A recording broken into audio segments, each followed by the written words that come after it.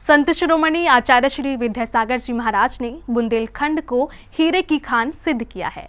स्टमर संस्कृति के जितने हीरे बुंदेलखंड की धरा से आचार्य श्री ने निकाले वो पूरे समाज के लिए अचंभित करने वाले थे। पुणे में विराजमान मुनिश्री कुंथु सागर जी महाराज ने विगत दिन अपनी देशना में आचार्य श्री के बुंदेलखंड के प्रति वात्सल्य को बताया और आचार्य श्री बड़े गर्व से कहते थे कि बुंदेलखंड से चेतन धन निकला है।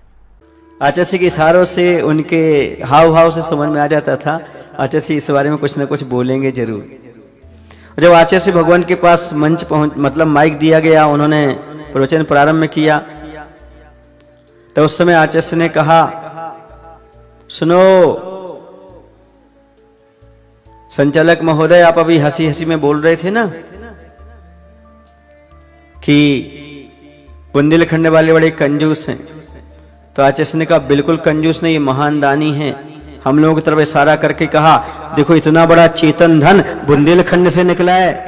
मुनिश्री ने ये पूरे घटनाक्रम से लोगों को अवगत कराया कि आखिर ऐसा क्या हुआ था जो आचार्य श्री को अचानक से बुंदेलखंड पर गर्व हुआ। 2005 में बीना वाराह क्षेत्र पर, तीसरा क्षेत्र पर आचार्य भगवंत का चातुर्मास चल रहा था। मैं भी गुरु चरणों में चातुर्मास में था। बड़ा सौभाग्य था जब गुरु चरणों में चातुर्मास करने का सौभाग्य प्राप्त होता था। ये महान पुण्य समझो। ये समझो कि जैसे पहले तीर्थंकर के समोषण में रहना सौभाग्य था, वैसे पंचम काल में गुरु महाराज के चरणों में रहना भी एक परम सौभाग्य था। सभी साधक साधना करते थे। रविवार को आचार्य श्री का विशेष प्रवचन रहता था, बाकी तो कक्षाएं चलती थीं। जैसे आपके यहाँ होता है, रोज स्वाध्याय चलता है, रविवार को विशेष क्या बोलते हैं आप लोग, संडे स्पेशल, उस समय एक प्रवचन हो जाया करता है। तो शायद उस समय कवि चंद्रसेन होंगे भोपाल के, वो संचालन कर रहे थे। सारी सभा इंतजार कर रही थी कब आचार्य भगवंत के मुख से अमृत झरेगा और हम अमृत का पान करके अपने जीवन को धन्य बनाएंगे। संचालन जब मंच पर बोलता है तो प्रशंसा तो करेगा ही, स्वाभाविक है। और गुरु महाराज के सामने हो और प्रशंसा के शब्द ना निकले, ऐसा हो सकता ही नहीं। ऐसे महान उपकारी के प्रति और संचालक महोदय ने मंच पर बोला। क्या बोला? कुछ बोली वगैरह संपन्न हो रही थी, तो उन्होंने कहा, बुंदेलखंड के लोग बड़े कंजूस हैं। क्या कहा? बुंदेलखंड के लोग बड़े कंजूस हैं, बड़े धीरे धीरे से पैसे निकालते हैं, दान करते हैं।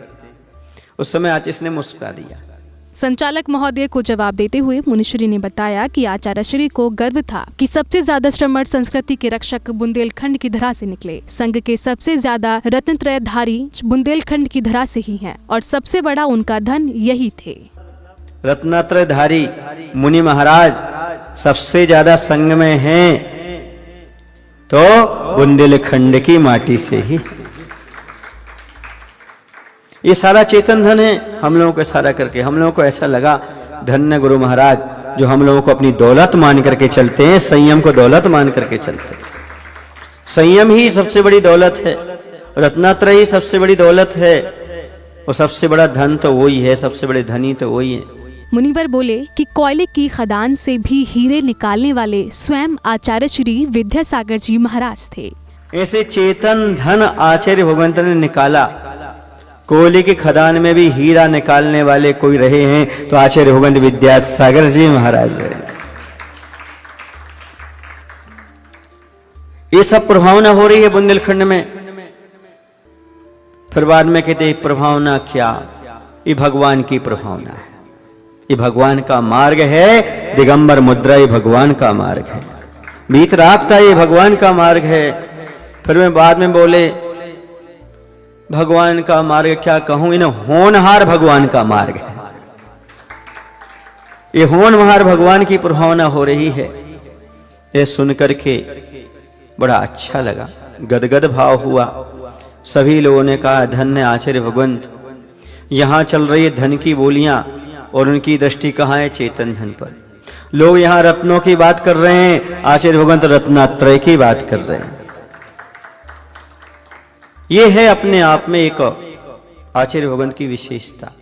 जिस भूमि से संयम, त्याग और स्टमर्ट संस्कृति के ऐसे रत्न निकले, वो भूमि सचमुच धन्य है। और जिन्होंने उन्हें पहचाना वो हैं आचार्य श्री विद्यासागर जी महाराज, जिन्होंने बुंदेलखंड को नहीं बल्कि भारत के हृदय को हीरा बना दिया। जैन फोकस के लिए पुणे महाराष्ट्र से ब्यूरो रिपोर्ट।